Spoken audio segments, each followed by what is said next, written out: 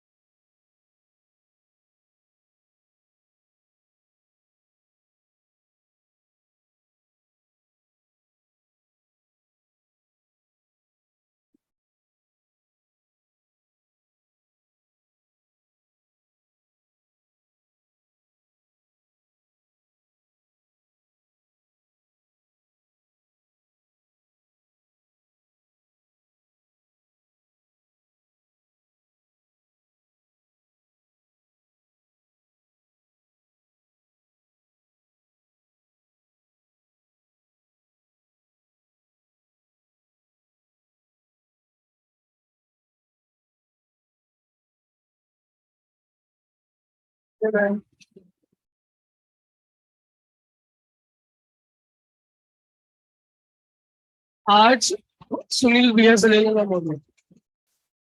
Next class में मैंने अभी तक नहीं लिया। Good afternoon IT.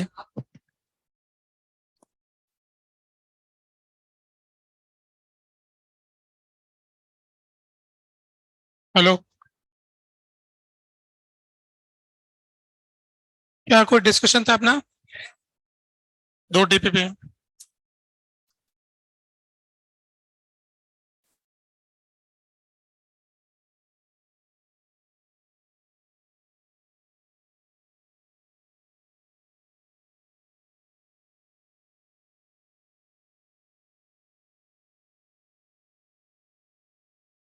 DPP number क्या है? 18-19।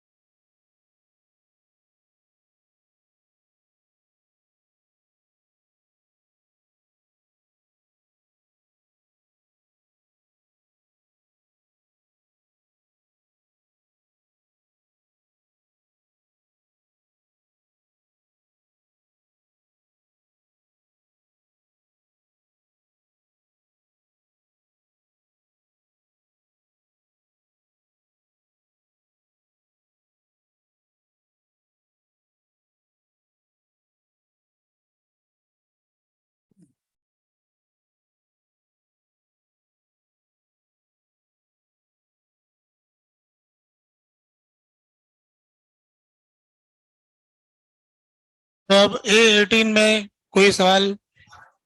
पांचवा क्वेश्चन।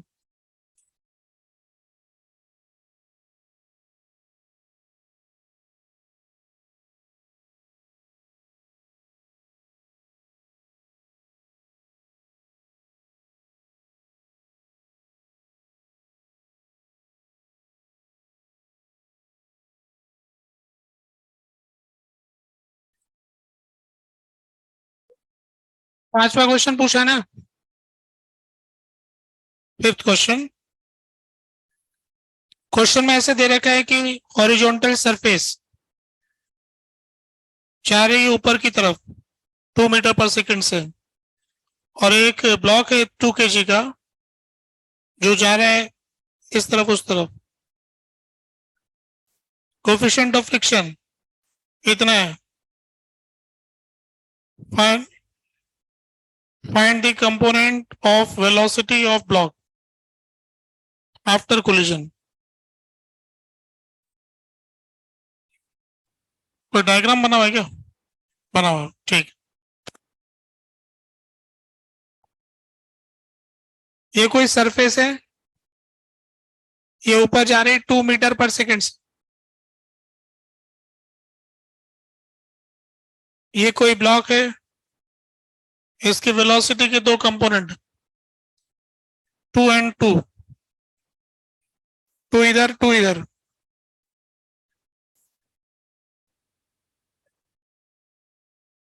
ठीक है।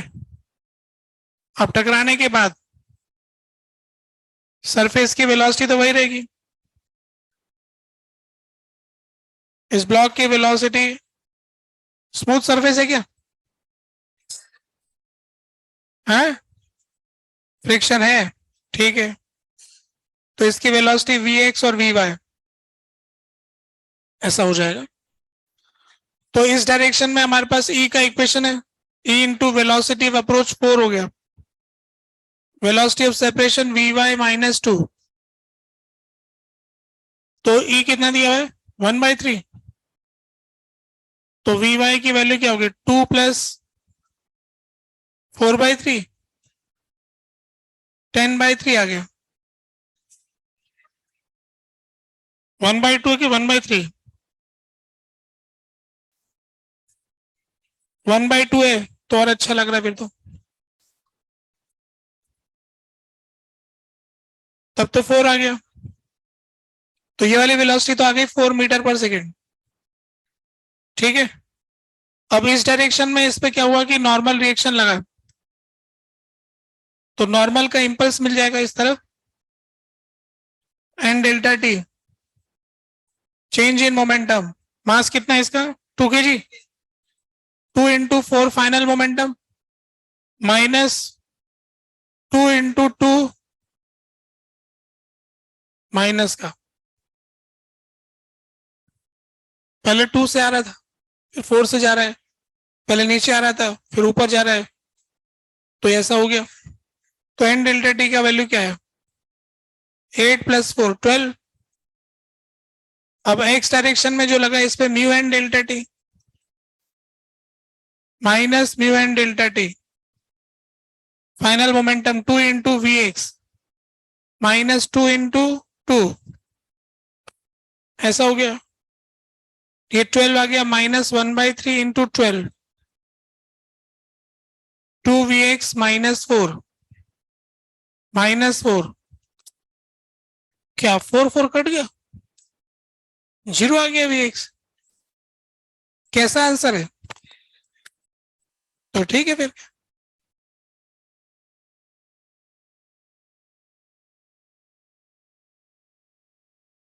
बात क्लियर हो गई। तो इस तरह से ये 5वां प्रश्न हो गया।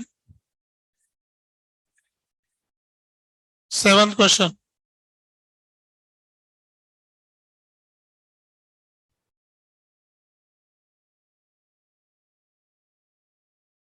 जो तुम्हारे मन में प्रश्न है स्पष्ट करो।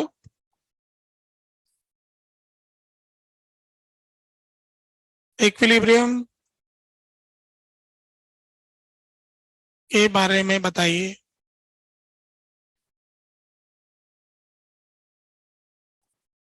ये क्वेश्चन है।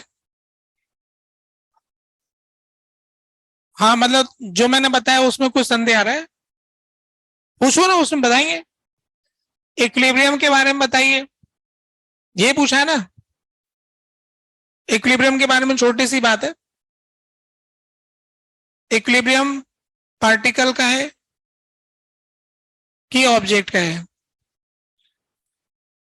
पार्टिकल का है।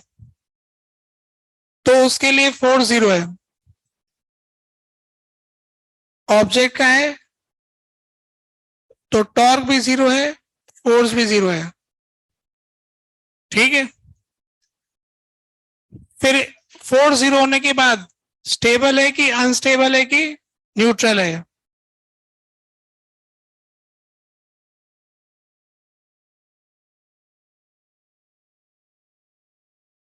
तो उसको पता करने के लिए यहां तो फोर्स 0 है, बगल वाले पॉइंट पे फोर्स इधर है, बगल वाले पॉइंट पे फोर्स इधर है, तो ये स्टेबल की श्रेणी में आता है।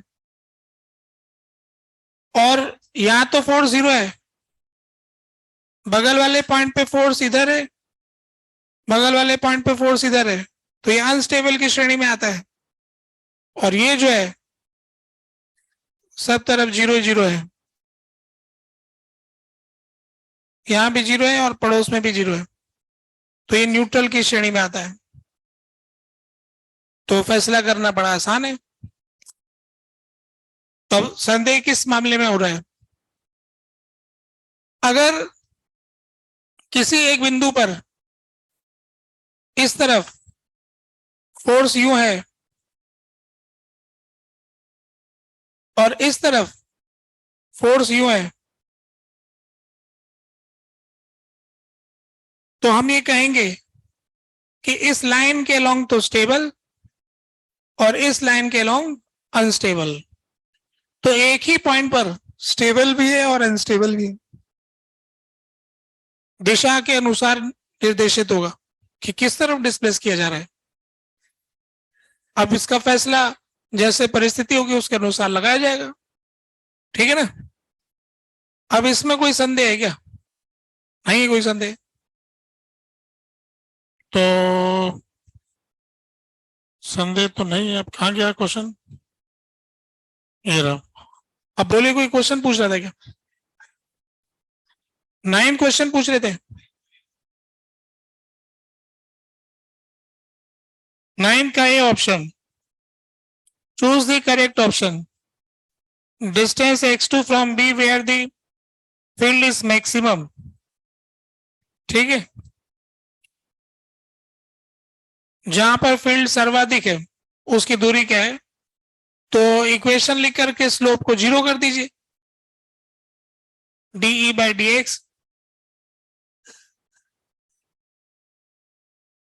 है ना? वहां से कोई दूरी मान करके इक्वेशन लिख लीजिए और उसका स्लोप 0 कर दीजिए, तो मैक्सिमा मिल जाएगा।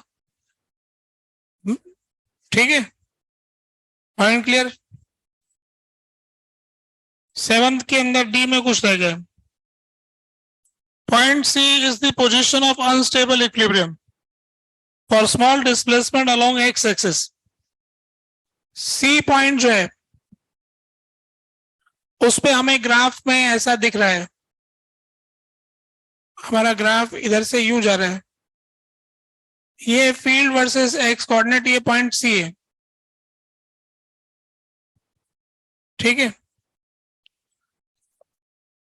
जैसे डिस्प्लेस किया जा रहा है वो चार्ज पॉजिटिव है कि नेगेटिव उसके अनुसार जवाब दिया जाएगा। तो for along x axis for positive test charge, अगर मैंने पॉजिटिव टेस्ट चार्ज को यहां रखा तो यहां का इलेक्ट्रिक फील्ड पॉजिटिव है ना, पॉजिटिव दिख रहा है। इलेक्ट्रिक फील्ड की वैल्यू कैसे पढ़ते हैं? ऐसे पढ़ लेते हैं, इस पोजीशन पे कितना इलेक्ट्रिक फील्ड है, तो इसका फोर्स कितना है इधर, फिर इधर लेके गए तो यहां का इलेक्ट्रिक फील्ड कैसे पढ़ते हैं? यू पढ़ते हैं, तो फोर्स इधर आ गया, तो क्या हुआ? अनस्टेबल। क्या ऐसा लिखा तो ठीक लिखा है ना? तो हो गया। तो पूछो क्या पूछना है, कोर्स में क्या दिक्कत आ रहा है? अभी देख के पूछ लो ना। देखो डाउट तो ऐसा होता है जिसमें अपन है ना ऐसे उलझे रहते हैं, डाउट तो याद रहना चाहिए कि मैं किस बात में उलझा हुआ हूं। सिर्फ जानकारी लेने के लिए पूछोगे ना तो फिर ये वैसे ही जैसे रोज का खाना खाते हैं 3 दिन बाद भूल जाते हैं कि परसों क्या खाया था। है ना। हमको 3 दिन पहले खाना थोड़ी याद रहता है कि क्या खाया था, जबकि अपने हाथ से खाया होता है। जिसको हम भगवान ने बनाया ऐसा है, जिसको हम जानना चाहते हैं बस वही जान पाएंगे। नहीं तो ऐसे पैसे वाले लोग तो सब कुछ ही खरीद लेते, है ना। ज्ञान नहीं खरीदा जा सकता है, वो इच्छा से भीतर से ही पैदा होगा। तो अभी प्रश्न पूछो, कुछ पूछना चाह रहे थे।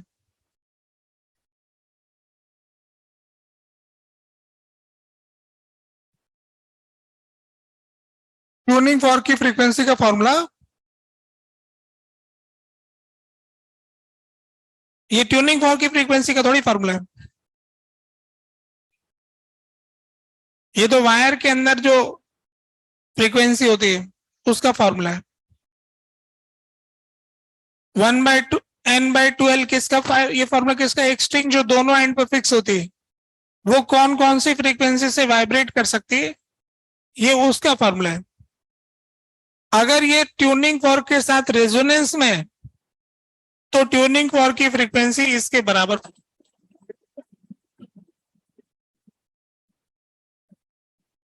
ट्यूनिंग फॉर्क, है ना। प्रॉब्लम हो रहा है इसमें वायर में शायद, है ना। ठीक है, इसमें ऐसा करना कि वायर चेंज कर देना।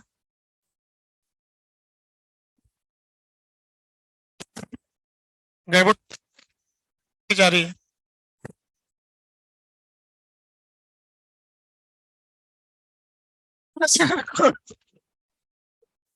क्वेश्चन में इंस्ट्रक्शन दे रहे थे। तो इसमें तो क्या है कि ये तो बड़ा सीधा साधा सवाल होता है, बार बार ही लोग पूछते रहते हैं घुमा फिरा के। ऐसे दो हिस्से बना दिए वायर के, तो इसका लेंथ L1, इसका लेंथ L2, तो इसकी फ्रीक्वेंसी N1/2L1 √T, T तो एक ही होगा, म्यू भी एक ही होगा, N2/2L2, दोनों का फ्रीक्वेंसी तो इक्वल होगा। बस तो इससे निकाल लो जो निकलना है, एक रेशो मिल जाएगा। सबसे छोटा नंबर ढूंढो कौन सा होगा, वो फंडामेंटल होगा जो दोनों को सेटिस्फाई करेगा। ठीक है,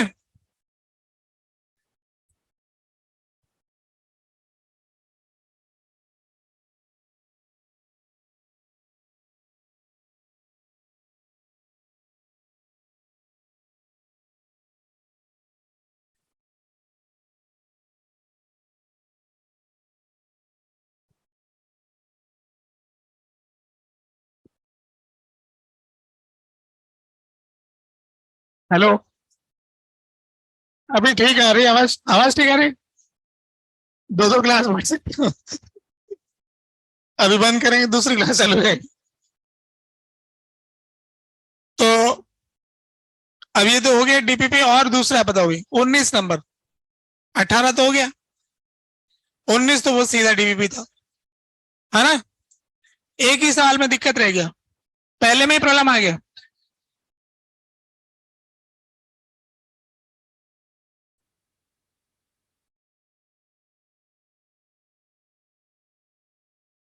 पहला सवाल,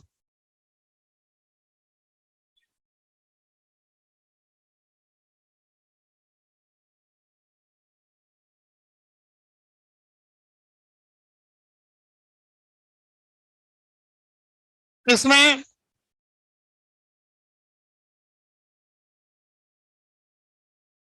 ये वाला एंगल हमको थीटा दे रखा है, और mu is equal to μ0 1 - x/d। इसका मतलब एक्स कोऑर्डिनेट चेंज होगा तो ये चेंज होगा, एक एक्स के ऊपर एक ही होगा। तो इसका मतलब ये वाली जो लाइन है ना, ऐसी सरफेस होगी, मतलब पैरेलल, ये सरफेस हो गई। अब यहां से कहीं निकलते वक्त रे जब यहां से निकलेगी तो जो इसका नॉर्मल है वो तो ये होगा। हो गया सवाल। ये सरफेस हो गया ना, एक ही रिफ्रैक्टिव इंडेक्स वाला एक सरफेस हो गया, तो इसका नॉर्मल तो ये होगा, तो नॉर्मल के साथ एंगल इधर वाला बनेगा, तो इधर वाला एंगल उधर वाला बनेगा नॉर्मल के साथ एंगल। थीटा इधर का नहीं होगा, उधर का होगा। इसके आगे कुछ हो जाएगा, हो जाएगा। हाँ ट्राई कर, फिर इसको dy बाई dx लिख देना। हाँ फिर स्नेल्स लॉ लगाना यहां से वहां पर, बहुत सीधा है, कर रखा है ऐसा सवाल। ठीक है, और कुछ रह गया? तीसरे क्वेश्चन में क्या दिक्कत है? स्टेबल अनस्टेबल ऐसा तो पढ़ा ही रखा है, देखो।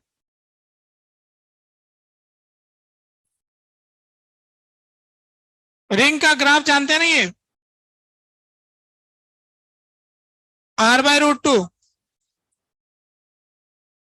Electric field versus x।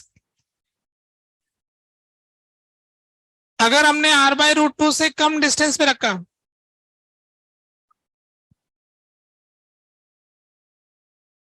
एक रिंग की वजह से, फॉर्मूला नहीं बताया था क्या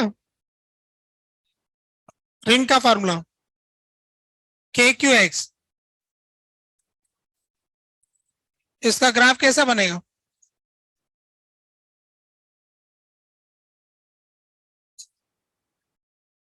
पॉलीगन में भी ऐसे आ रहा था ना,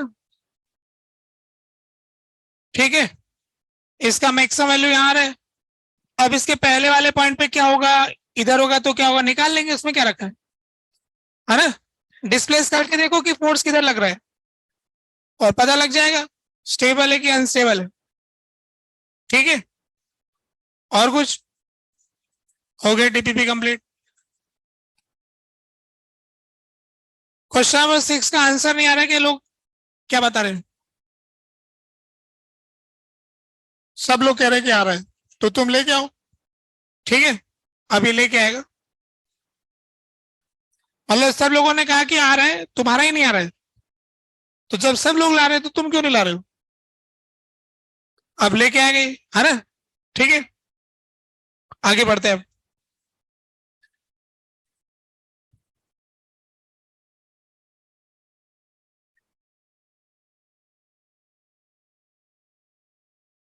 इलेक्ट्रिक पोटेंशियल।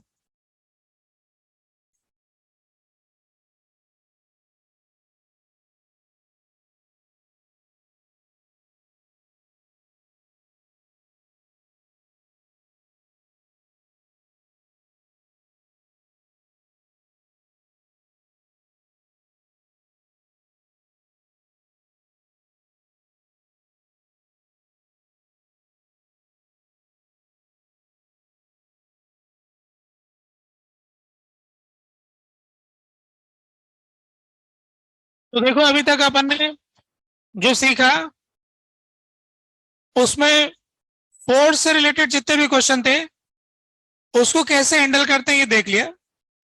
अब वर्क और एनर्जी के जो सवाल आएंगे उनको कैसे हैंडल करेंगे, क्योंकि हम ये जानते हैं कि इलेक्ट्रोस्टैटिक फोर्स जो है वो कोई कांस्टेंट फोर्स तो है नहीं, mg टाइप, है ना। ये तो डिस्टेंस के साथ कम ज्यादा हो जाता है, तो इसमें अगर इधर से उधर ले जाने का हिसाब लगाएंगे तो इंटीग्रेशन आएगा वर्क के अंदर, है ना।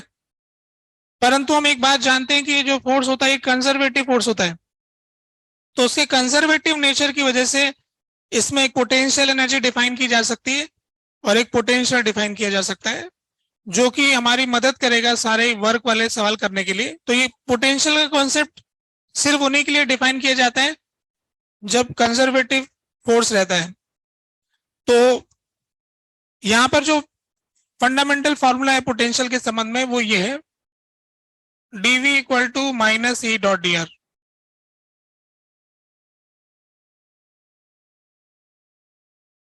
इलेक्ट्रिक पोटेंशियल जो है उसके संबंध में जो सबसे कीमती फार्मूला है वो ये है, dv equal to minus E dot D r. इसका मीनिंग क्या है देखते हैं।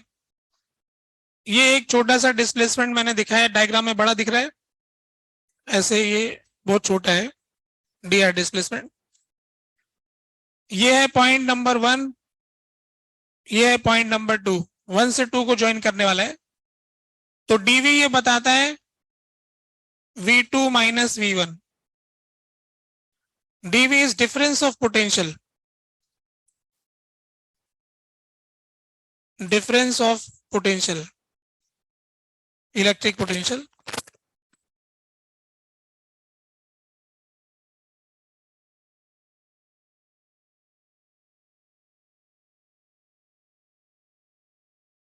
जब यहां से वहां गए तो पोटेंशियल में कितना चेंज आया, या इसको कह सकते हैं change in potential, electric potential. Change निकालेंगे, डिफरेंस निकालेंगे। और डी आर हो गया डिस्प्लेसमेंट, एक जगह से दूसरी जगह जाएंगे तो कितना डिस्प्लेसमेंट किया, यहां से वहां तक गए तो पोटेंशियल में क्या चेंज आया, पोटेंशियल में अंतर कितना आया, ये बता रहे हैं। इसमें ई जो है ये है इलेक्ट्रिक फील्ड प्रेजेंट,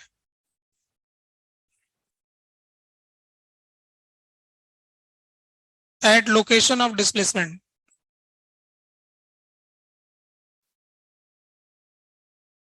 जिस जगह हम डिस्प्लेस कर रहे हैं उस लोकेशन पर कितना इलेक्ट्रिक फील्ड मौजूद है मात्रा है, क्योंकि डिस्प्लेसमेंट, अब देखो डायग्राम में तो बहुत बड़ा डीआर दिख रहा है, बहुत सारे पॉइंट दिख रहे हैं। प्रैक्टिकली डीआर मतलब एक छोटा सा ही पॉइंट होगा, 2 पॉइंट जो बिल्कुल पास पास होंगे ना उतना सही होगा, तो उसके हिसाब से वहां पर कितना ई है वो बता रहा है। ठीक है, यानी उतने छोटे से डिस्प्लेसमेंट में ई के चेंजेस को नेग्लेक्ट कर रहे हैं, जो भी थोड़े बहुत चेंजेस हो रहे होंगे। तो यहां पर ई कितना हो सकता है, ई किसी डायरेक्शन में हो यहाँ पर, है ना। अगर इसको एक बार के लिए दिखा दूं कि यहाँ पर ई इस तरह का है तो इनके बीच में कोई एंगल भी हो सकता है, तो ये फॉर्मूला ओपन हो जाएगा आगे चल के। ई का मैग्नीट्यूड, डिस्प्लेसमेंट का मैग्नीट्यूड इंटू कॉस थीटा, तो थीटा हो जाएगा एंगल बिटवीन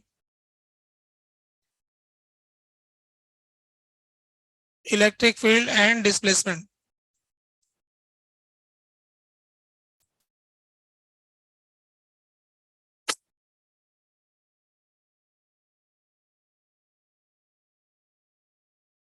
ठीक है, तो जो भी पोटेंशियल के मतलब है हम इसी फॉर्मूले से निकालने वाले हैं, ये आपने नोट कर ही लिया।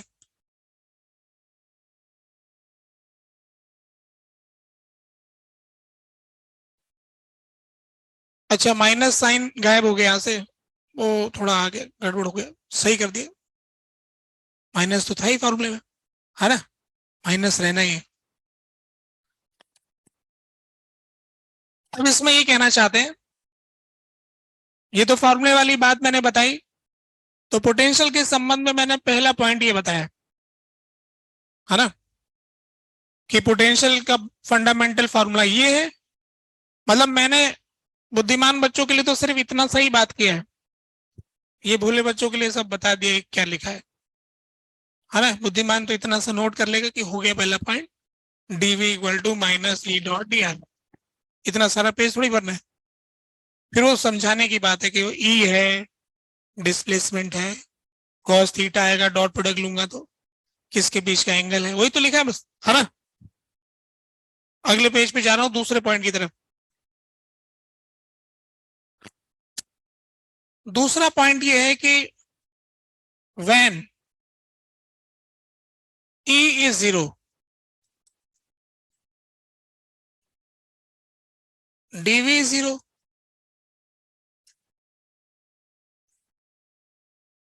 ठीक है, जहां पर इलेक्ट्रिक फील्ड होता नहीं वहां पर पोटेंशियल में अंतर होता नहीं, कोई कम नहीं कोई ज्यादा नहीं, है ना, सब बराबर।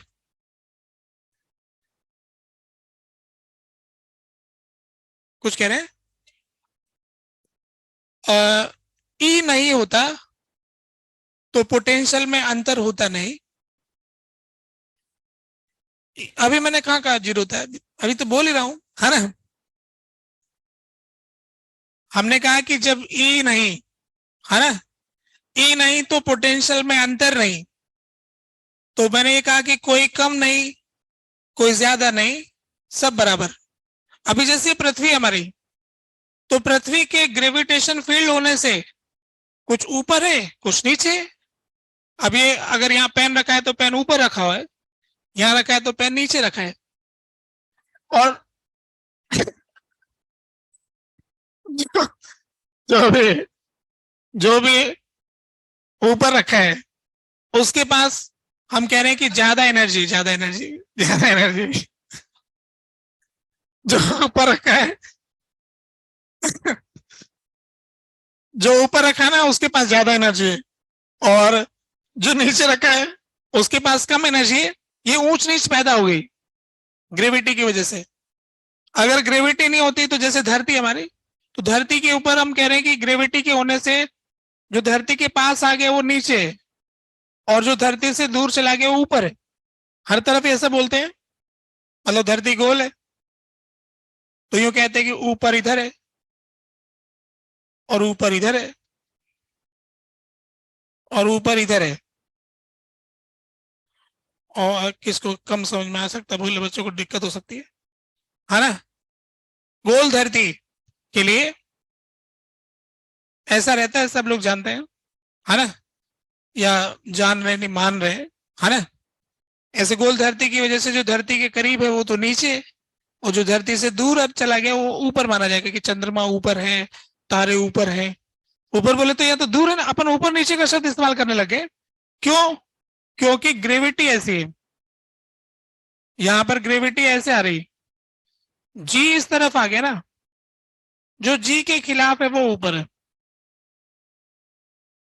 जो जी की तरफ जा रहा है वो नीचे है ना। तो जैसे जी ऐसे लग रहा है तो हमको ऐसे जोर मार के जाना पड़ता है, तो एक तरह से इनमें क्षमताएं बढ़ती जा रही।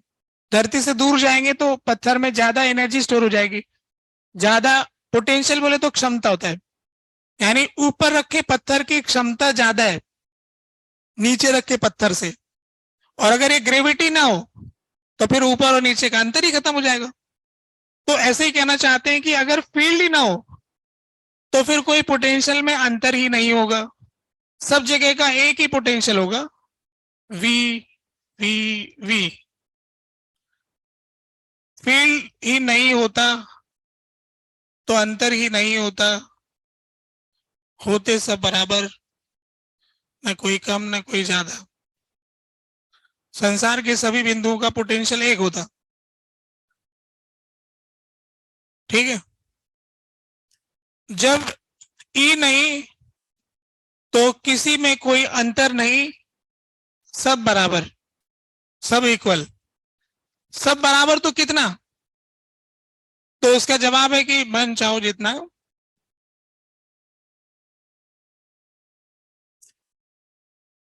Value of electric potential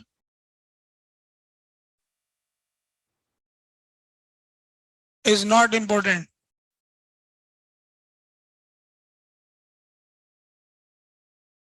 difference is important.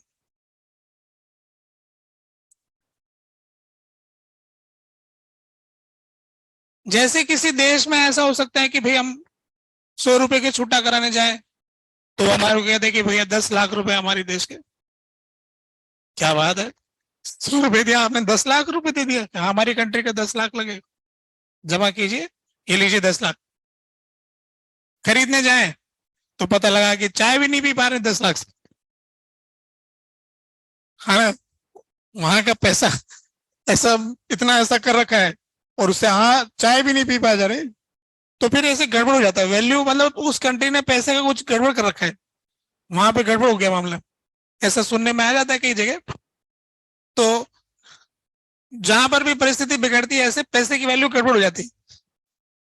Difference का मतलब उससे क्या खरीदा जा सकता है, क्या लिया जा सकता है ना, वही बात है। तो अगर अपन को यहां पर भी अपन कहते हैं कि यहाँ पे 10,000 वोल्ट है, तो सभी जगह 10,000 वोल्ट है, इधर से उधर जाने में अंतर क्या हो रहा है? कुछ 10,000 से कम तो हो नहीं पाएगा, जब तक कम नहीं होगा कुछ मिलेगा नहीं। तो अगर सभी पॉइंट की पोटेंशियल की वैल्यू 10,000 ले ली जाए तो उससे कोई फर्क नहीं पड़ने वाला है ना। यानी हम ये कहना चाहते हैं we can assume any value of electric potential positive, negative or zero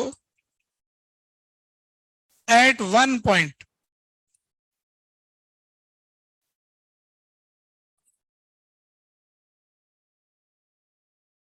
तो अभी हमने बताया कि जो पोटेंशियल में अंतर आता है वो ई की वजह से आता है। अगर ई ही नहीं है, इलेक्ट्रिक फील्ड ही नहीं है, तो पोटेंशियल में कोई अंतर ही नहीं है। और जब पोटेंशियल में कोई अंतर नहीं है तो सबका पोटेंशियल बराबर हो गया, सब इक्वल पोटेंशियल वाले हो गए, कोई कम नहीं कोई ज्यादा नहीं। किसी चार्ज को यहां रख लो तो भी उसकी वही कैपेबिलिटी है, यहां रख दो तो भी वही कैपेबिलिटी है। जैसे हमने भी डिस्कस किया था कि अंतर जब आता है, जैसे ग्रेविटी के आने से अंतर आता है, तो मास को नीचे रखने और ऊपर रखने में उसकी कैपेबिलिटी में फर्क पड़ जाता है। तो इलेक्ट्रिक फील्ड के आने से कैपेबिलिटी में फर्क आ जाएगा, पर नहीं आने से सब बराबर है।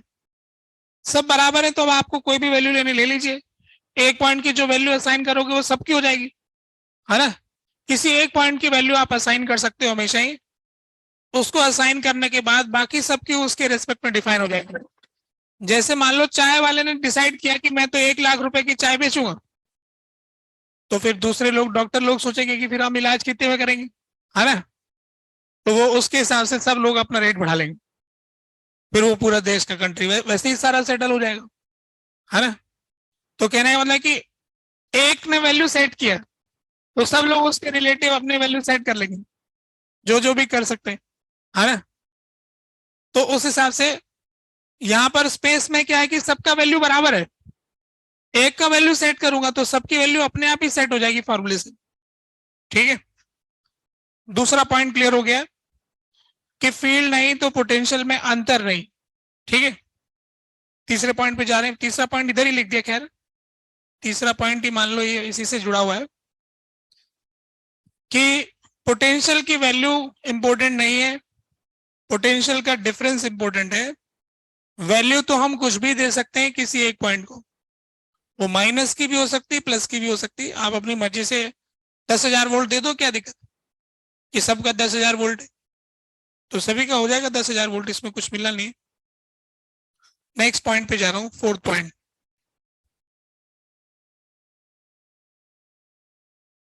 फोर्थ पॉइंट में अगर मान लीजिए कि इलेक्ट्रिक फील्ड है,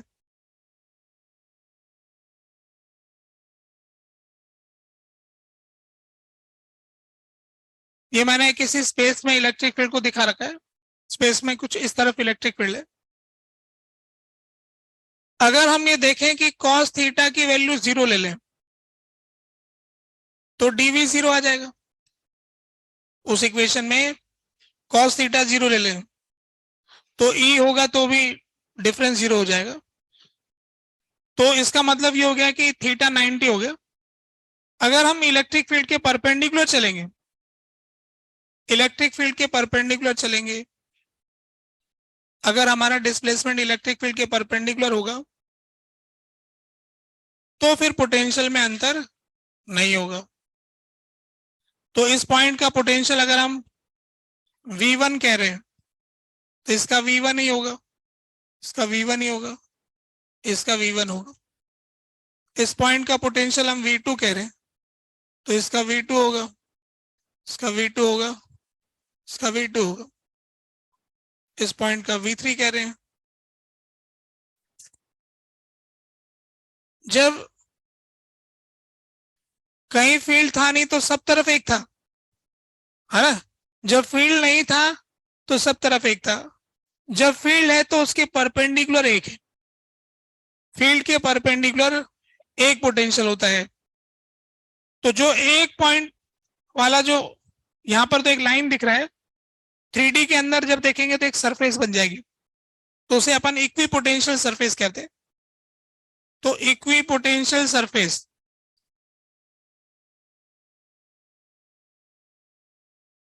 is always perpendicular to electric field.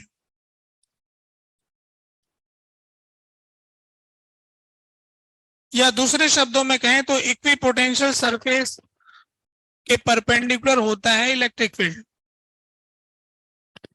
Equipotential surface वो सरफेस है जिसके अलोंग चलेंगे तो उसमें हर जगह पर इलेक्ट्रिक फील्ड उस सरफेस के परपेंडिकुलर मिलेगा।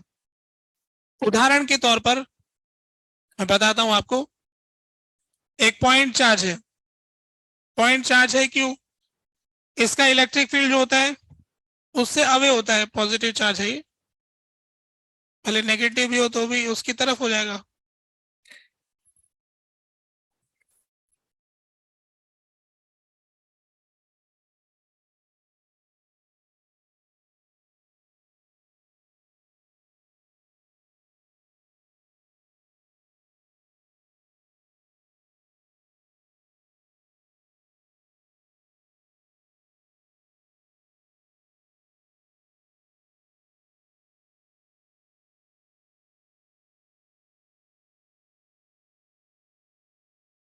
ये जो स्फेरिकल सरफेस बनेगी क्योंकि रेडियस के लॉन्ग होगा, रेडियस के परपेंडिकुलर स्फीयर बन जाएगा, तो ये जो स्फेरिकल सरफेस है ये इक्विपोटेंशियल है। तो हम ये कह सकते हैं कि इस पूरी सरफेस के सारे पॉइंट का पोटेंशियल V1 है, इस पूरी सरफेस के सारे पॉइंट का पोटेंशियल V2 है। तो in case of point charge,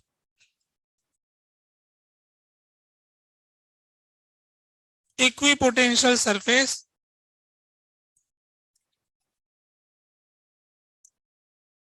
is spherical in shape.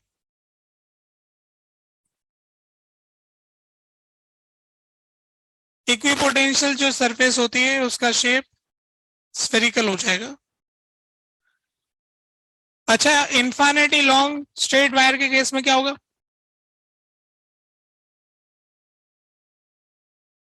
Cylindrical surface बन जाएगी, है ना, क्योंकि इन्फिनिटी लॉन्ग वायर का इलेक्ट्रिक फील्ड वायर के परपेंडिकुलर ही होगा। तो वायर के परपेंडिकुलर एक ऐसा सर्कल बनेगा, उस सर्कल को ऐसे जोड़ देंगे तो इक्विपोटेंशियल सरफेस सिलेंड्रिकल सरफेस बन जाएगी वायर के केस में। पॉइंट चार्ज के केस में स्फीयर बन गया।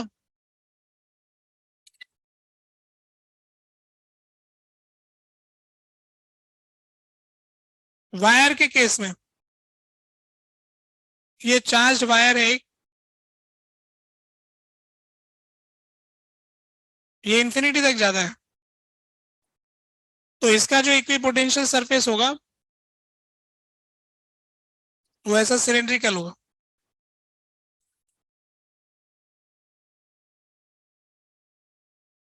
ये आपने साउंड वेव में वेव फ्रंट देखा था ना, उसके जैसा है। जिस तरफ वेव जाती है उसके परपेंडिकुलर होता है वेव फ्रंट, जिधर जो फील्ड जा रहा है उसके परपेंडिकुलर, है ना।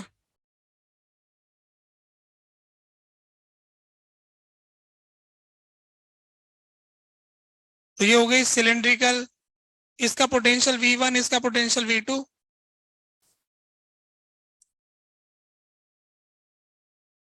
इक्विपोटेंशियल सरफेस,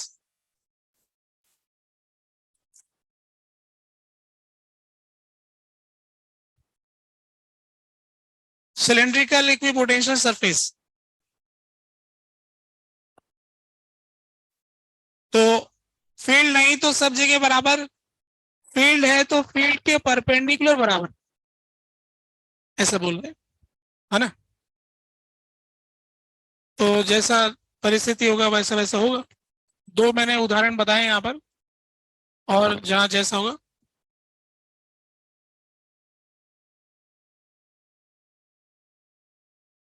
ये फोर्थ पॉइंट आ गया। फोर्थ पॉइंट भी मैंने एक ही फॉर्मूले से बोल रहा हूं, जो पहला पॉइंट लिखा है ना वही सारा एक ही पॉइंट है, वैसे तो सारे पॉइंट उससे बन रहे हैं, है तो एक ही point, dv equal to minus E dot D R. तो मैं तो वही याद रखता हूं बस।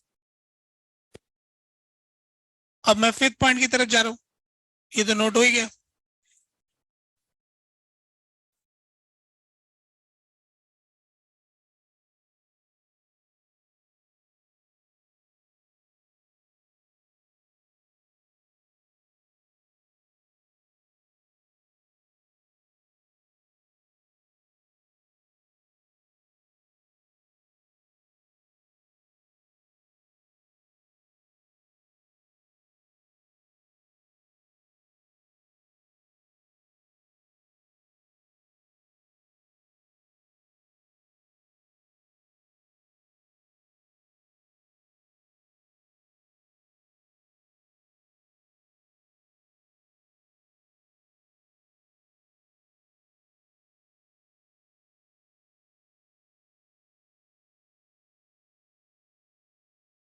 ठीक है ना?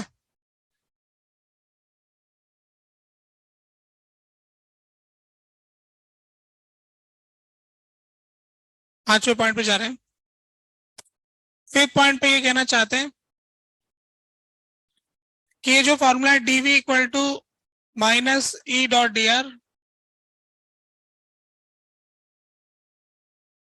अगर हम इलेक्ट्रिक फील्ड की डायरेक्शन में जाएंगे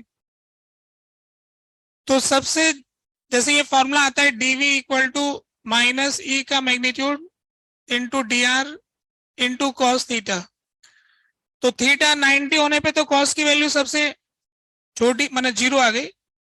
अब इसमें थीटा जीरो रखेंगे तो ये माइनस में सबसे बड़ी वैल्यू आएगी, कॉस 1 आ जाएगा ना, तो ये माइनस की सबसे बड़ी वैल्यू आ जाएगी। इसका मतलब आप डिस्प्लेसमेंट इलेक्ट्रिक फील्ड की डायरेक्शन में करोगे तो सबसे ज्यादा पोटेंशियल घटेगा। तो ये स्टेटमेंट बन रहा है इन the direction of electric field, in the direction of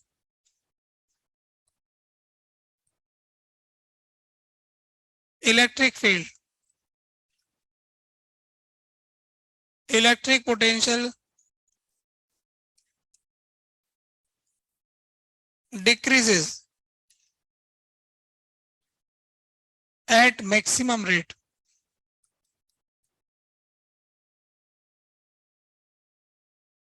with respect to position। Rate का मतलब टाइम से नहीं है, पोजीशन के रिस्पेक्ट। इलेक्ट्रिक फील्ड की डायरेक्शन में जाओगे तो इलेक्ट्रिक पोटेंशियल सबसे तेजी से घटेगा। जैसे ग्रेविटी के एग्जांपल से इस बात को अपन अच्छे से समझ सकते हैं।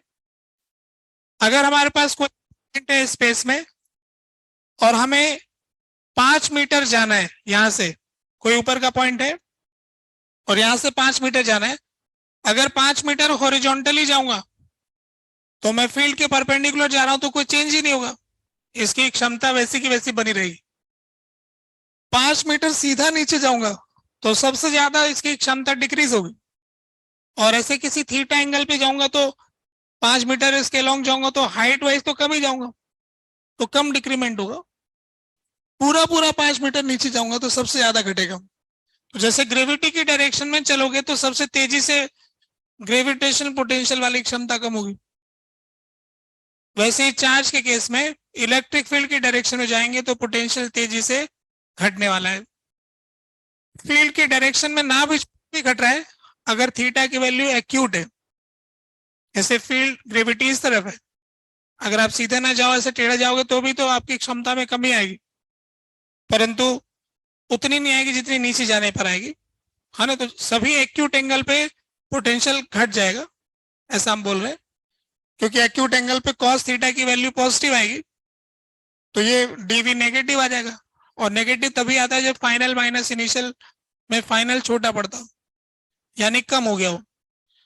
तो इस आधार पर जो ही हमने डायग्राम बनाए यहाँ पर, फील्ड इस तरफ जा रहा है तो ये पोटेंशियल V1 V2 V3 में तो फील्ड की डायरेक्शन में कम होगा, इसका मतलब V3 जो है वो सबसे कम है,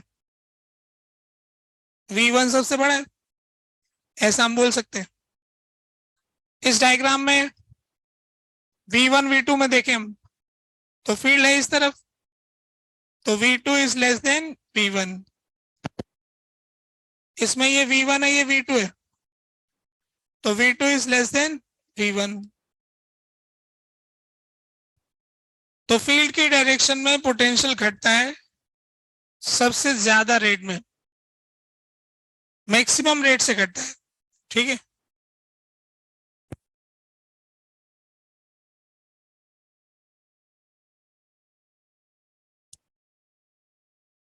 जिन दो पॉइंट के बीच में जानने की इच्छा हो, इस पॉइंट और उस पॉइंट के बीच जानना चाहते हो तो ये है डी आर डेल्टा आर,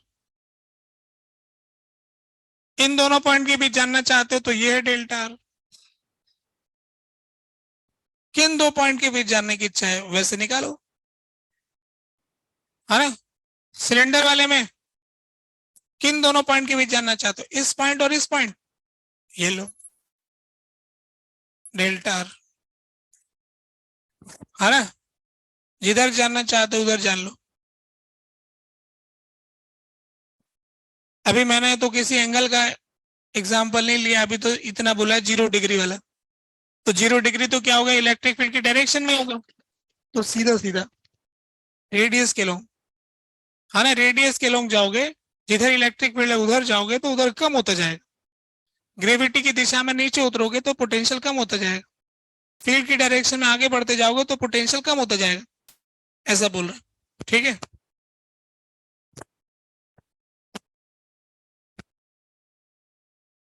ऐसे ही छठा स्टेटमेंट इसके उल्टा लिख सकते हैं, वही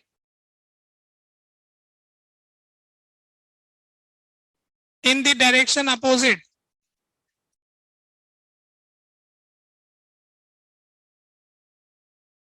opposite to electric field, electric potential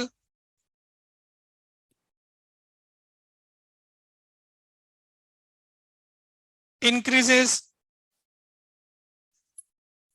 at maximum rate.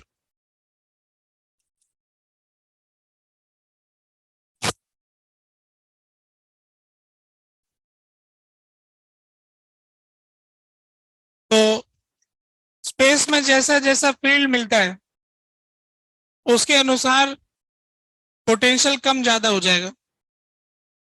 जब फील्ड नहीं है तो सारे बराबर है, समतल की तरह, सबका लेवल बराबर है, तो उसको अपन कहते हैं समतल पठार, है ना, एक लेवल वाला। कोई ऊंचा नीचा होता तो पहाड़ बन जाता है ना, कोई पॉइंट ऊपर हो गया कोई पॉइंट नीचे हो गया तो उसको पहाड़ी कहते हैं। तो अगर ग्राफिकली देखेंगे तो पोटेंशियल की पहाड़ियां बन जाएंगी कि ये हाई पोटेंशियल हो गया। ये तो अपन ने जैसे पृथ्वी पर जो पहाड़ बने होते हैं उसमें उसमें ग्रेविटेशन पोटेंशियल का डिफरेंस, पहाड़ियों के ऊपर जाएंगे तो कह रहे हैं इसकी क्षमता बहुत ज्यादा, गिरेगा तो भी पता लगे, है ना, बहुत कैपेसिटी है इसमें, ऊपर से गिरेगा तो बहुत एनर्जी देगा, काइनेटिक एनर्जी में कन्वर्ट होगी, है ना, ऊंची पहाड़ी से। और जो नीचे खाई में बैठा बोले हम तो ठीक बैठे हैं, और क्या खोएंगे, खड्डा करना पड़ेगा, और है ना। तो कहने का मतलब है कि जैसे पहाड़ी पे अलग अलग ऊंचाई पर रहते हैं, हमने अभी सभी शहरों का एक समुद्र के लेवल से हाइट वाइट रेलवे स्टेशन पे लिखा रहता है, देखा होगा कि जो ये रेलवे स्टेशन का प्लेटफॉर्म बना है ये समुद्र तल ऊंचा है, ऐसे नाप रखा है हमने पूरी पृथ्वी ऊंचा नीचा है। तो जैसे ग्रेविटेशन पोटेंशियल हाइट का हिसाब किताब है और ये पृथ्वी में ऊंचा नीचा यानी पहाड़ का हिसाब किताब है, वैसे ही पोटेंशियल भी एक तरह से पोटेंशियल की पहाड़ियां बन जाएगी। तो जो सबसे तेजी से ढलान है नीचे जाने वाली उसमें सबसे तेजी से घटता है ना। तो फील्ड की डायरेक्शन अगर कभी पता करनी है तो जिस डायरेक्शन में पोटेंशियल तेजी से घटता है उसी डायरेक्शन में इलेक्ट्रिक फील्ड होता है ना। अगर हमें पोटेंशियल की पहाड़ियां मिल रही है तो देखेंगे कि पोटेंशियल तेजी से किस तरफ घट रहा है, उसी डायरेक्शन में हम कह सकते हैं कि इलेक्ट्रिक फील्ड होगा। ठीक है, तो in the direction opposite to electric field electric potential increases at maximum rate, उसमें थीटा की वैल्यू 180 रखेंगे तो कॉस की वैल्यू माइनस की आ जाएगी, प्लस हो जाएगा, सबसे बड़ा वैल्यू आएगा, इसलिए ऐसा बोल रहे हैं, है ना। यहां पर ये वाली बात आ गई, थीटा की वैल्यू इस केस में 180 होगी और कॉस थीटा की वैल्यू -1 होगी, तो डीवी की वैल्यू आ जाएगी मैक्सिमम। ये टोटल 1 हो जाएगा, माइनस इधर -1 इधर। तो सेम डिस्प्लेसमेंट करने पर सबसे ज्यादा बढ़ेगा अगर फील्ड के अगेंस्ट जाओगे तो, ठीक है ना।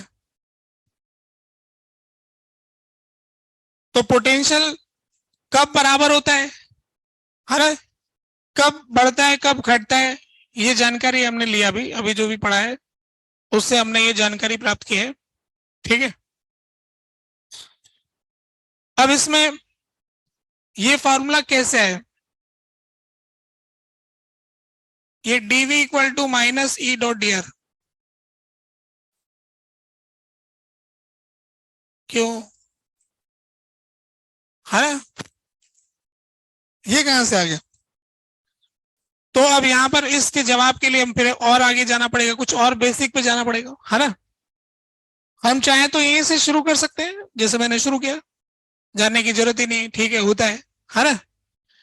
फिर भी बता रहे हैं कि इसके पीछे भी जा रहे हैं कि ये क्यों। तो इसका जवाब देखेंगे।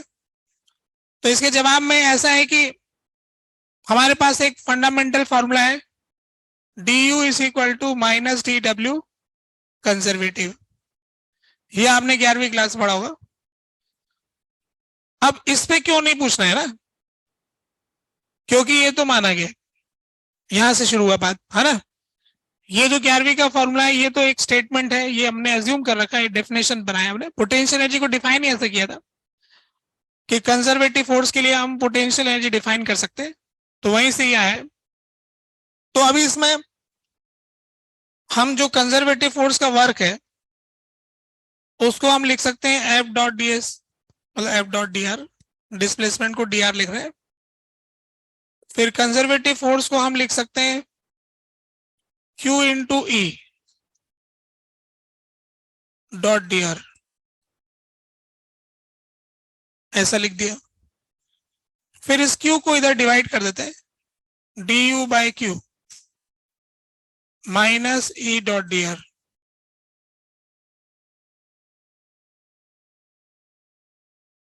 अब हम अगर change in potential energy per unit charge define कर दें तो ये उसके हिसाब से बैठ जाएगा। तो अब हम कह रहे हैं कि dv is equal to D U by Q. ये एक और परिभाषा लेके आए हम, जिससे फिर हमने ये फॉर्मूला इसके बराबर कर दिया। यानी कि हमने जो चेंज इन पोटेंशियल का फॉर्मूला है वो change in potential energy per unit charge से डिफाइन किया है। फिर उसका रिश्ता इलेक्ट्रिक फील्ड से वैसे स्थापित हो गया। तो ये जो मैंने ब्रैकेट में लिखा है ये एक तरह से डेफिनेशन हो गई, है ना, ये हमने डिफाइन किया और ये ऊपर डिफाइन किया हुआ था, ये भी डिफाइन है पहले से ही। ये जो ब्रैकेट में लिखा है ये डेफिनेशन हो गई, और वो जो दूसरा नीचे लिखा ब्रैकेट में वो दूसरी डेफिनेशन हो गई, ये दो डेफिनेशन हो गई। अब वो दोनों डेफिनेशन से इनमें एक रिश्ता आ गया तो वो फॉर्मूला बन गया जिसपे इतनी सारी बातें हमने लिख दी है। जब हम कह रहे हैं कि एक मास ऊपर से नीचे आ गया तो उसकी क्षमता में कमी आ गई, तो किस चीज की क्षमता, पोटेंशियल एनर्जी वाली। तो पोटेंशियल जो है वो एक तरह से potential energy per unit charge है। ऐसे नया नाम है, पोटेंशियल जमता नहीं, दिमाग में सेटल नहीं होता है। पोटेंशियल एनर्जी क्या बचपन से सुने, जानते तो उसको भी नहीं है ना, पर बचपन से सुन रखे हैं तो ऐसे मन में संदेह नहीं पैदा होता है ना, बिना क्यूरियोसिटी के वो अंदर दिमाग में सेटल है, ठीक है, कोई आपत्ति नहीं है ना। पोटेंशियल एनर्जी तो जानते हैं, तो potential energy per unit charge ही पोटेंशियल है, ऐसा कह सकते हैं। तो electric potential is the potential energy per unit charge.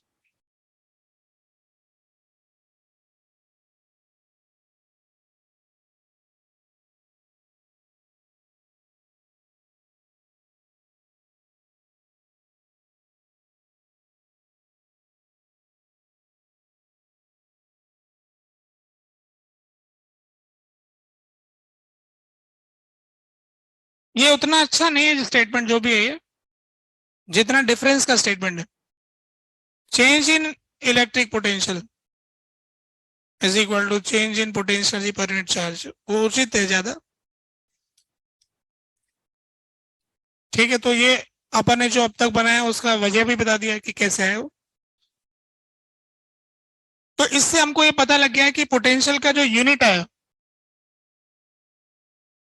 ये, क्या कहूँ, 7वां पॉइंट बोल दो इसको, क्वेश्चन का वो 7वां पॉइंट कह दो, है ना, 7th पॉइंट भी बोल सकता हूँ, कि जिसमें मैंने इस पोटेंशियल को यहां पर पहुंचा दिया इस फॉर्मूले से, और इससे फिर मैं यूनिट भी बना देता हूं।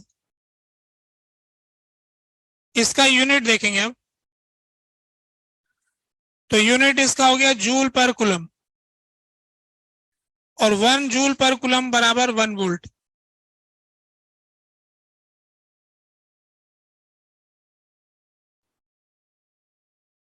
ठीक है,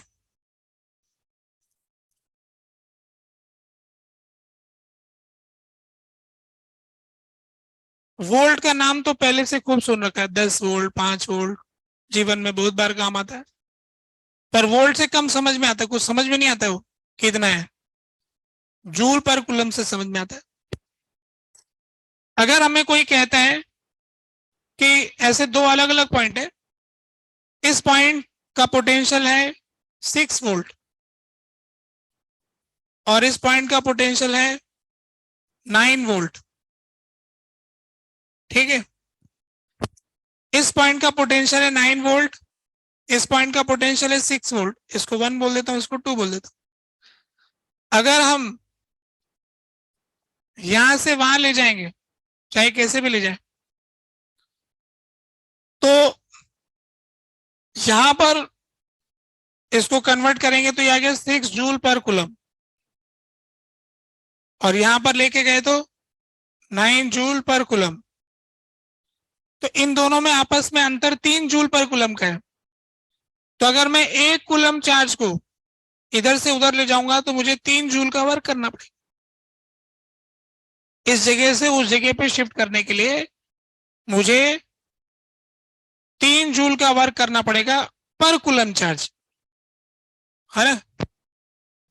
यहां और वहां की पोटेंशियल एनर्जी में डिफरेंस आ रहा है। जैसे अपन कह रहे हैं कि इस जगह पर कोई, अब ग्रेविटेशन पोटेंशियल की जगह पोटेंशियल एनर्जी शब्द इस्तेमाल करते हैं कि यहाँ पर 500 जूल है, यहाँ पे 600 जूल है, तो यहां से वहां पर लेके जाऊंगा तो 100 जूल का वर्क करना पड़ेगा।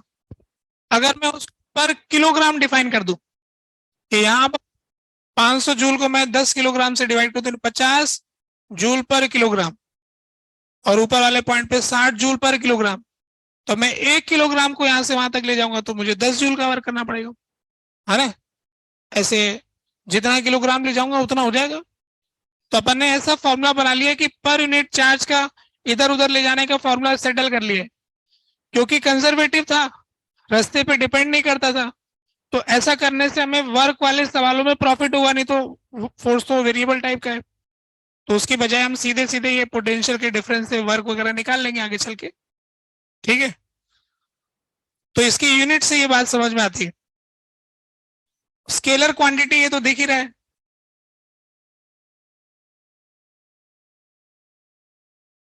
क्योंकि वो डॉट प्रोडक्ट से आ रही potential energy per unit charge है। सही कह रहे हो, एक पत्थर को ऊपर से छोड़ोगे नीचे मिलेगा, ठीक है ना, मिलता ही है। तभी तो क्षमता का फायदा है ना। क्षमता का मतलब ये है कि उसकी पोजीशन में, लोकेशन में उसमें पावर है, ये यहाँ रखा तो उसके पास कैपेबिलिटी है, ये नीचे उतरेगा तो मिलेगा, और ऊपर चढ़ाना पड़ेगा तो खर्चा लगेगा। जैसे लोग घरों में टंकी पर पानी भर कर लेते हैं, जब चाहे जब खोल लेते नल, है ना। पहले मोटर लगा करके टंकी में पानी भर के पोटेंशियल एनर्जी देनी पड़ती ना। हर घर में ये काम होता है। पोटेंशियल एनर्जी का खर्चा लगेगा, बिल लगता है, मंथली बिल आता है उसका, है ना, कि इतना रोज का वर्क करके पानी छत पे चढ़ाओ, फिर नल खोलते पानी मिलता है, स्पीड के साथ मिलता है ना, क्योंकि वो पोटेंशियल एनर्जी काइनेटिक एनर्जी में कन्वर्ट होती है। तो ऐसे चार्जेस के मामले में अब हमारे पास क्या है कि ग्रेविटी में तो ये दिक्कत है कि अपन है ना ग्रेविटी की दिशा नहीं बदल सकते, कि कभी चाहे तो स्विच ऑन के ऊपर कर देते ग्रेविटी, तो मामला गड़बड़ हो जाएगा। वैसे तो अगर ऐसा होने लग गया तो लोग पहले से तैयार नहीं है ना, मेरे लोग चेन से बांध के रखना पड़ेगा कि अभी ग्रेविटी उल्टी कर रहे हैं, उड़ के कहीं उधर दूर नहीं चले जाए। तो जबकि इलेक्ट्रिक फील्ड में ऐसा है, हमारे पास हम अपनी मर्जी से इधर उधर कर लेते हैं, तो इसलिए ना अपन कंट्रोल करते हैं बहुत सारी चीजों को, कि अपन ने इलेक्ट्रिक फील्ड उलट दिया तो जो अभी इधर वाला ज्यादा केपेबल था वो इधर वाला केपेबल हो गया, फिर चार्ज उधर से उधर भागेगा। फिर हमने चेंज कर दिया, इधर से उधर कर देते हैं, फिर चार्ज इधर से उधर भागेगा। अब इनको कैसे चेंज करते हैं, कैसे कंट्रोल करते हैं, ये तो आगे पूरा चैप्टर है ही, आगे के चैप्टर कई मिला के सारी बातें आएंगी। तो ये पॉइंट भी आ गया, ये पॉइंट भी आ गया। ठीक है, कुछ कहना चाहते हो?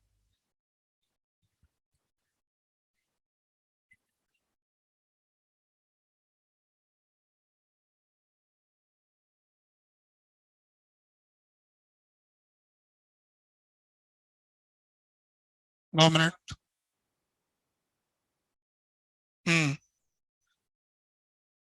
ये तो potential energy per unit charge है। जैसे मान लो ये पृथ्वी है और उसके अंदर अपन ने पोटेंशियल एनर्जी का फॉर्मूला पढ़ रखा है mgh, ठीक है। तो मैं पोटेंशियल डिफाइन कर देता हूं U by M, potential energy per unit mass. तो इसका वैल्यू क्या हो गया GH। तो अब यहां पर इसकी पोटेंशियल एनर्जी हाइट के हिसाब से, तो अगर हाइट हम लेते हैं 5 मीटर, 5 मीटर की हाइट ले लिया तो इसमें 5 रख दूंगा तो ये 50 आ गया।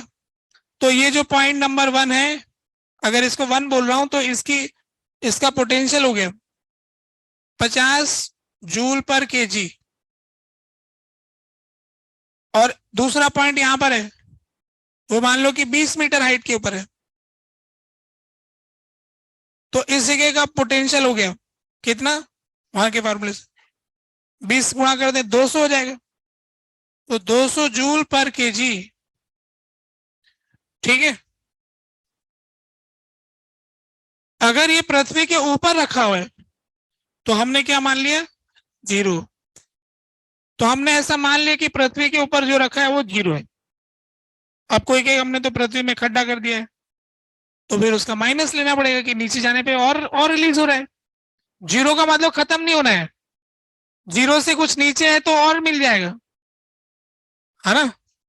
अगर 0 से भी नीचे कोई वैल्यू एग्जिस्ट करेगी तो और हमको मिल जाएगा। बात क्लियर हो गई है, कुछ और पूछना चाह रहे थे? कभी कभी शब्द नहीं कह पाते जो मन के भीतर होता है, दूसरे शब्दों का इस्तेमाल हो जाता है। ठीक है, ये बात क्लियर हो गई, इसके आगे बढ़ता हूं। तो अब हम डिफाइन करना चाहते हैं इलेक्ट्रिक पोटेंशियल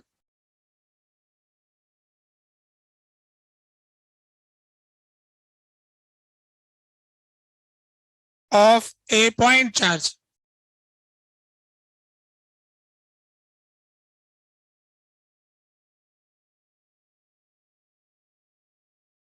किसी पॉइंट चार्ज का इलेक्ट्रिक पोटेंशियल।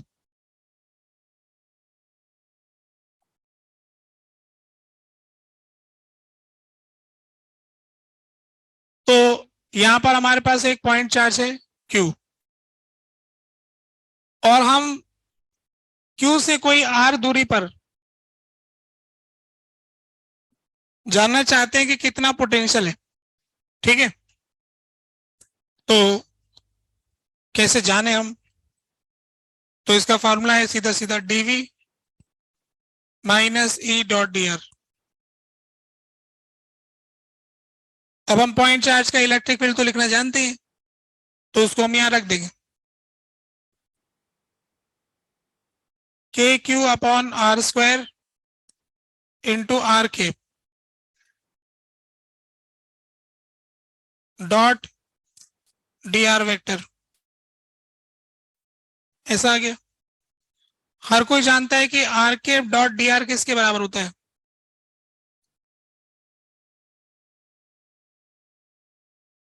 dr, ठीक है ना। नहीं जानते तो हिसाब लगा लेना, dr के बराबर आएगा।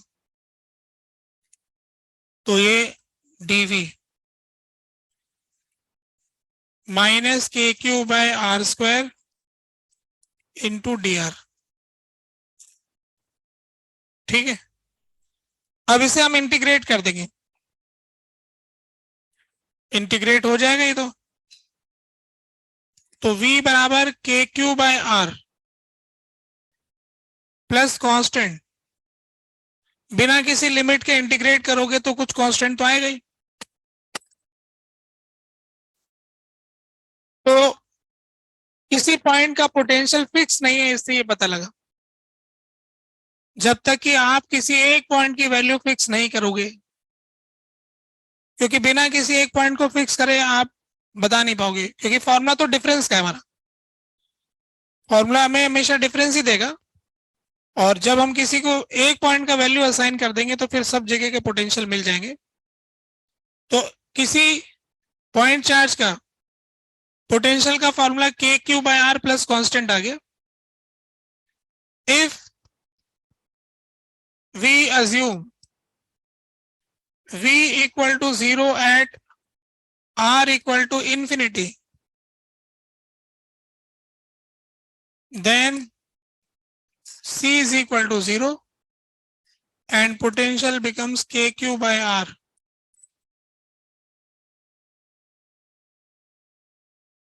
एक्चुअल में जो ये पोटेंशियल है जो फॉर्मूले से आ रहा है वो हमें आर पॉइंट और इनफाइनाइट वाले पॉइंट के डिफरेंस को रिप्रेजेंट कर रहा है, क्योंकि हमने इनफाइनाइट वाले पॉइंट को तो 0 बोल दिया है, तो 0 के रेस्पेक्ट में जो भी वैल्यू है वो ये है, क्योंकि कोई भी वैल्यू 0 के रेस्पेक्ट में कम है ज्यादा हमको पता लगती है, तो इन्फिनिटी के रेस्पेक्ट में इसका पोटेंशियल कितना है ये पता लग गया। तो जब हम किसी पॉइंट पर पोटेंशियल कहते हैं कि इस वाले पॉइंट का पोटेंशियल 6 वोल्ट है, जब हम ऐसे सवाल करते वक्त कहते हैं कि 6 वोल्ट है, तो इसका मतलब हो गया कि 6 जूल पर कूलम है, और इन्फिनिटी पर कितना है 0, तो इसका मतलब इन्फिनिटी से यहां तक लाने में 1 कूलम चार्ज को इन्फिनिटी से यहां तक लाने में 6 जूल का वर्क करना पड़ेगा। तो जो अभी मैं 2 पॉइंट्स पे लिख रहा था कि एक पॉइंट का 6 है एक पॉइंट का 9 है, तो 6 9 कहां से है, तो इन्फिनिटी का 0 है तो उसका 6 है, तो इन्फिनिटी से उस पॉइंट तक आने के लिए 6 जूल करना पड़ेगा और इन्फिनिटी से उस पॉइंट तक जाने के लिए 9 करना पड़ेगा, तो उनमें आपस में एक दूसरे से जाने के लिए 3 करना पड़ेगा। ऐसे करके पोटेंशियल डिफरेंस आ जाएगा एक से दूसरे पॉइंट पर। ये जो पोटेंशियल है इसमें चार्ज को साइन के साथ रखना होता है, साइन के साथ रखने से पॉजिटिव चार्ज का पोटेंशियल तो पॉजिटिव आ जाएगा और नेगेटिव चार्ज का पोटेंशियल तो नेगेटिव आ जाएगा।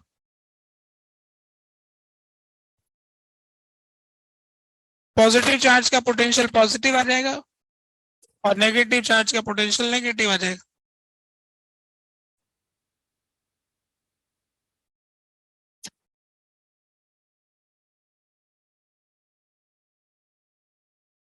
हाँ बोलो।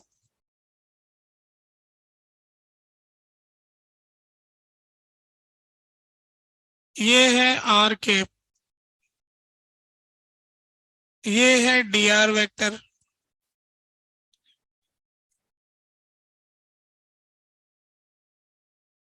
ठीक है।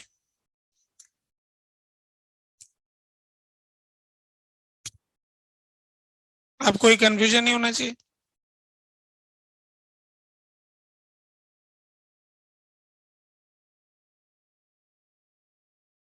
तो कभी भी ऐसा आ जाए ना R dot D R vector, तो इसको लिख देना R D R, R cap dot D R vector तो डी आर, ठीक है, कोई आपत्ति विपत्ति नहीं। खुद से कहाँ आ रहा है, तुमने फिगर से कहाँ निकाला हो, पहले तो तुमको पता भी तो होना चाहिए कि किसका क्या मतलब है। ये डी आर क्या है, ये डी आर क्या है, इसके अंदर कुछ अंतर समझते हैं टी आर वेक्टर और डी आर। क्या ऐसा है कि डी आर वेक्टर बराबर मैग्नीट्यूड ऑफ डी आर, ऐसा है क्या, बताओ भाई, क्या ऐसा है क्या, कौन कहता है कि ये सही है।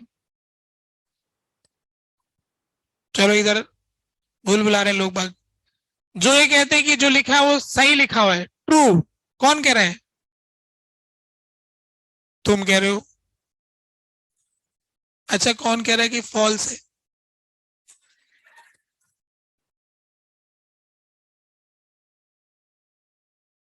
फॉल्स, कुछ लोग फॉल्स कह रहे हैं, 2 4 लोग सच्चे लोग हैं, ठीक है, समझ गए ना हम लोग। तो कहने का मतलब ये हुआ कि वो दोनों बराबर नहीं है, क्योंकि टिक अपन ने फॉल्स पे लगाया ना।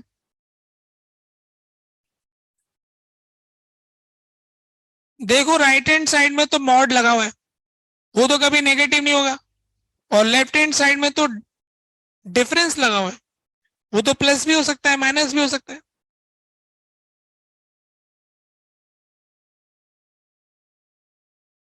तो मॉड कभी प्लस माइनस के बराबर नहीं हो सकता है। कुछ कहना चाह रहे हो?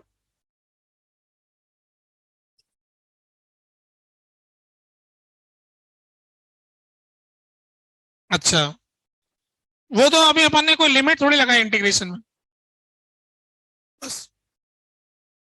वो तो आर और डी आर डिफाइन, तो आर के आर से जहां चेंज किया वो डी आर है ना। अच्छा चलो, इतना नहीं समझते हो तो ये बताओ कि आर क्या है, आर ही बता दो चलो।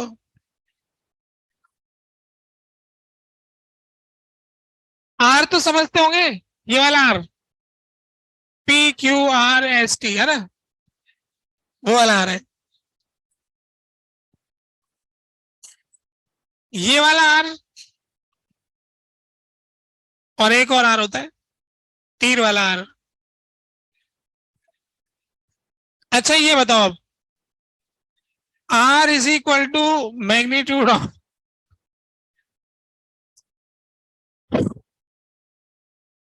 आर वेक्टर जो है, आर जो है वो आर का मैग्नीट्यूड है, कौन कह रहा है ये बात ट्रू है?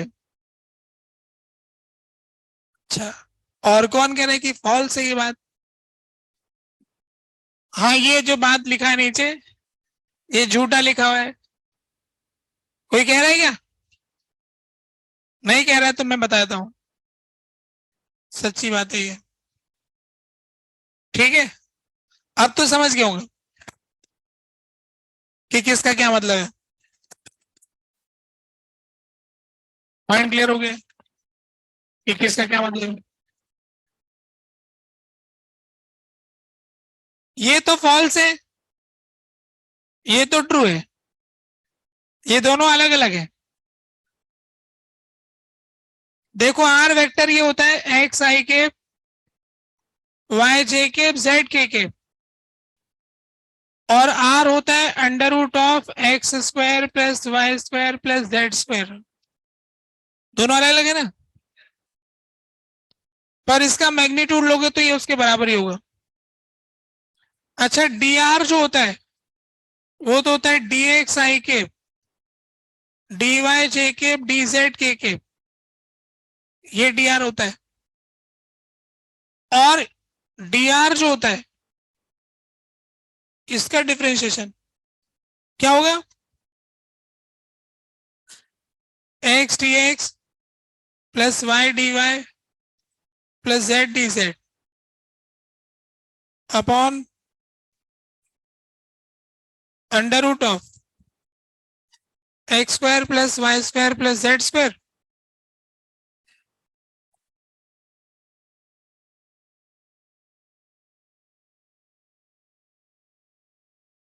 अब हमने क्या लिखा कि r dot D R, r dot D r is equal to r D r. देखो ऊपर, r dot D r is equal to r D r, आ रहा है ना। और r cap dot D r is equal to D R, इसको इधर divide कर दो, R divided by R, R cap हो गया, R cap dot D R हो गया, सीधे तो लिखा हुआ है ना। तो डी आर वेक्टर का जो मॉड है वो तो हो गया मैग्नीट्यूड ऑफ डिस्प्लेसमेंट, जो बिना वेक्टर के डी आर लिखा है वो चेंज इन डिस्टेंस है ना, जो चार्ज से डिस्टेंस में कितना चेंज हुआ है वो तो एक अलग क्वांटिटी है। डिस्प्लेसमेंट होकर के भी डिस्टेंस में ना चेंज हो, ऐसा हो सकता है ना। सर्कल के अलोंग चलो, तो आर तो ये है, डिस्प्लेसमेंट इधर है, तो डी आर तो जीरो हो गया। डिस्प्लेसमेंट आर के परपेंडिकुलर हो सकता है, तो चेंज इन आर तो जीरो है, इस डायग्राम में डी आर तो नॉन जीरो है, परंतु डी आर तो जीरो है क्योंकि आर में चेंज नहीं हुआ है ना। तो एक तो डी आर है change in are radius, change in radius sector, और एक है चेंज इन पोजीशन, रेडियस में चेंज होना और पोजीशन में चेंज होना दो अलग अलग बातें। वो यहां पर अंतर इसमें आ रहा है, इसलिए ये ट्रू फॉल्स हो रहे हैं जो इधर दिखाई दे रहा है ना।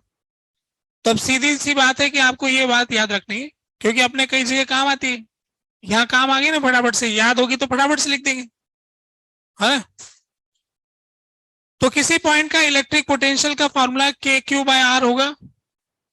ये वाली अजम्पशन सब लोग मानते हैं, बताना नहीं पड़ता है। तो ये वाला फॉर्मूला फेमस नहीं है, प्लस कांस्टेंट वाला यही फेमस है, पर मतलब ये ज्यादा सच्चा है ना, कि पोटेंशियल की कोई वैल्यू नहीं होती किसी पॉइंट की, जब तक कि आप ये असाइन नहीं करोगे कि जीरो कहां माना आपने। तो ग्राउंड अपन एमजीएच वाले सवाल में ग्राउंड लेवल पे जीरो मानते, चार्ज वाले सवाल में इंफिनिटी पे जीरो मानते, ठीक है। तो यहां से ऐसा हिसाब हो गया। इसके आगे बढ़ता हूं। ये जो अपने पास फॉर्मूला है चेंज इन पोटेंशियल वाला, ये था हमारे पास change in potential energy per unit charge. इसको हम minus D W conservative per unit charge ऐसा लिख सकते हैं। तो यहां से चेंज इन पोटेंशियल को एक तरह से इंटीग्रेट करके लिख सकते हैं 1/q negative of work done by conservative force per unit charge. अब अपन ने इसमें क्या कर लिया कि इंफिनिटी वाले पॉइंट पर पोटेंशियल जीरो मान लिया अगर, तो किसी भी पॉइंट का पोटेंशियल जो हो जाएगा वो हो जाएगा negative of work done by conservative force per unit charge from infinity to that point, ऐसा हम कह सकते हैं। तो ये कोई सिस्टम ऑफ चार्ज है, इसकी वजह से यहां पे पोटेंशियल लिखना चाहते हैं, तो हमने इंफिनिटी पे पोटेंशियल जीरो मान रखा है। तो यहां से यहां तक लाने में जो कंजर्वेटिव फोर्स के अगेंस्ट वर्क करना पड़ेगी, माइनस साइन का मतलब work done against conservative force. तो electric potential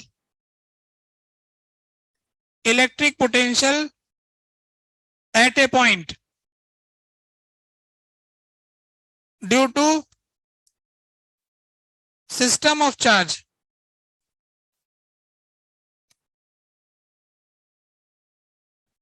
electric potential at a point due to system of charge is equal to work done against बोले तो negative sign, against electrostatic forces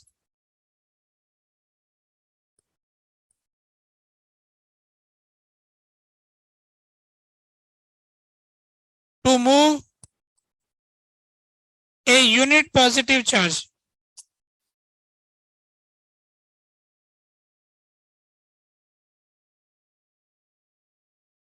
from infinity to that point.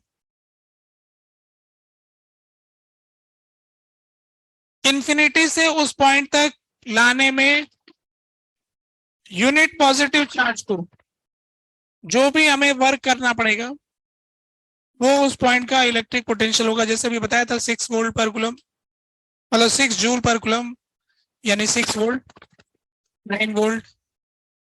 तो ऐसे किसी भी point का potential उसके और इंफिनिटी के पोटेंशियल के अंतर को बताता है, यानी वहां से वहां तक जाने में पर यूनिट चार्ज कितना वर्क करना पड़ेगा इलेक्ट्रिक फील्ड के अगेंस्ट, उसको बताता है। अगर हम एक्सटर्नल वर्क की टर्म में इसको डिफाइन करना चाहते हैं तो वर्क एनर्जी थ्योरम का यूज कर सकते हैं। D W external plus D W internal conservative बराबर चेंज इन काइनेटिक एनर्जी। अगर change in kinetic energy zero तो D W external is negative of work done by the conservative force. तो ये negative का जो एक्सप्रेशन है इसको change करके पॉजिटिव में लिख सकते हैं, यानी हम पोटेंशियल का फॉर्मूला यूं भी लिख सकते हैं कि W external from infinity to R per unit charge change in kinetic energy zero रखते हुए, क्योंकि जब काइनेटिक एनर्जी का चेंज जीरो रखोगे तो W एक्सटर्नल जो है negative of work done by conservative force के बराबर हो जाएगा। तो एक तरह से potential energy, change in potential energy per unit charge आ जाएगा वही, क्योंकि negative of work done by conservative force क्या होता है? चेंज इन पोटेंशियल एनर्जी होता है। ये कब होता है? जब काइनेटिक एनर्जी का चेंज जीरो होता है। तो जब कोई काइनेटिक एनर्जी चेंज नहीं हो रही है तो जो भी एक्सटर्नल वर्क करेगा उससे पोटेंशियल एनर्जी चेंज होगी, उसमें स्टोर हो जाएगा। तो यहां से एक और परिभाषा बनती है जो पोटेंशियल के संबंध में है। तो किसी भी पॉइंट पर जो इलेक्ट्रिक पोटेंशियल होगा वो एक्सटर्नल वर्क के बराबर होगा, जो इन्फिनिटी से लेके वहां तक लाने में करना पड़ेगा एक यूनिट पॉजिटिव चार्ज को without changing kinetic energy.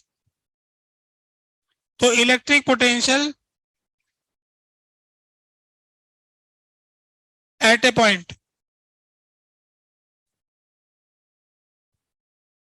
Is equal to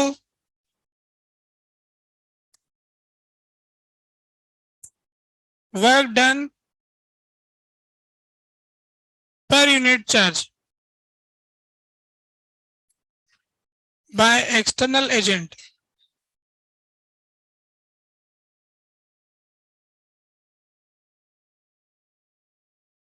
to displace charge from infinity to that point.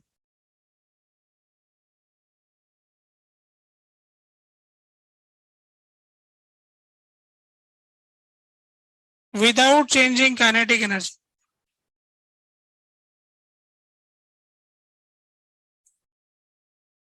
Kinetic energy को बिना चेंज करे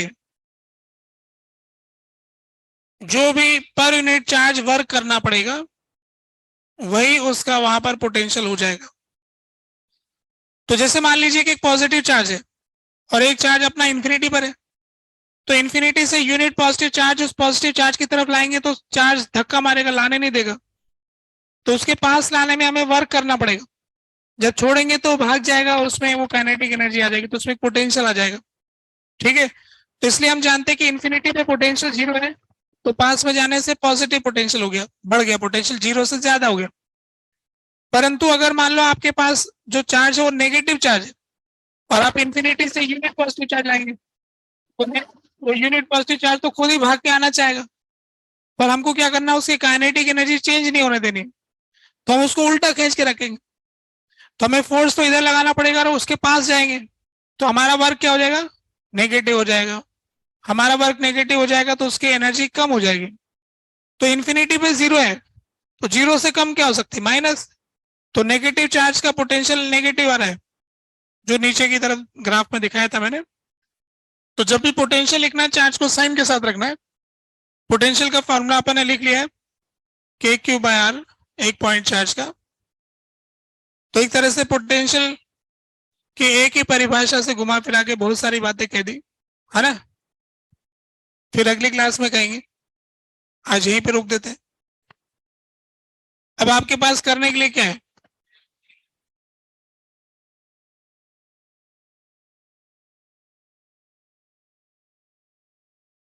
पीपीपी करेंगे।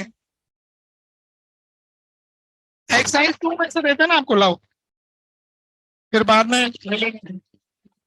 ये लो, एक्सरसाइज 2 में से देते, नोट कीजिए।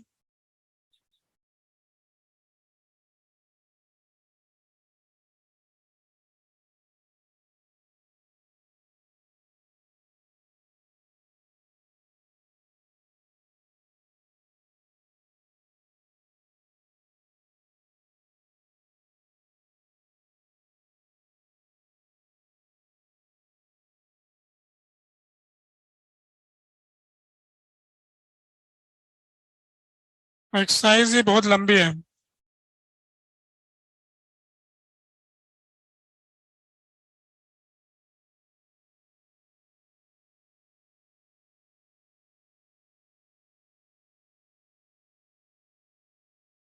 अब देखो एक्सरसाइज 2 में से क्वेश्चन नोट करेंगे। क्वेश्चन नंबर, तो एक्सरसाइज 2 में पहले 7 क्वेश्चन तो नोट कर ही लिया आप लोगों ने, 1 to 7 है ना, 1 से लेके 7 तक पार्ट 1 में बता रहे हैं। एक्सरसाइज 2 पार्ट 1, 1 से 7 क्वेश्चन तो लगातार ही हैं आपके लायक। फिर आगे देखो क्या,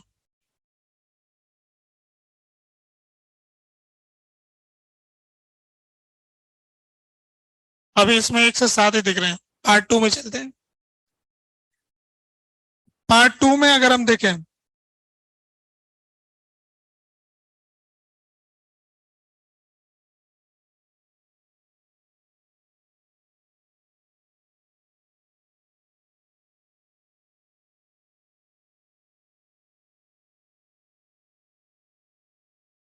पार्ट 2 में आप ऐसा कीजिए कि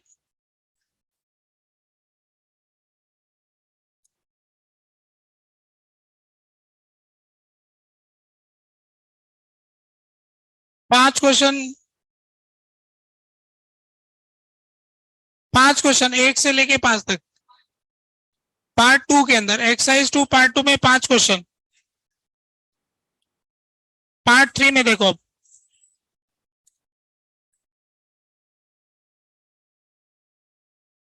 1 से लेके 7 तक बस, है ना। 1 to 7 पार्ट 3 के अंदर एक्सरसाइज 2 के तीनों पार्ट में दे दिया। पार्ट 1 में 1 से 7, पार्ट 2 में 1 से 5, पार्ट 3 में 1 से 7, ठीक है।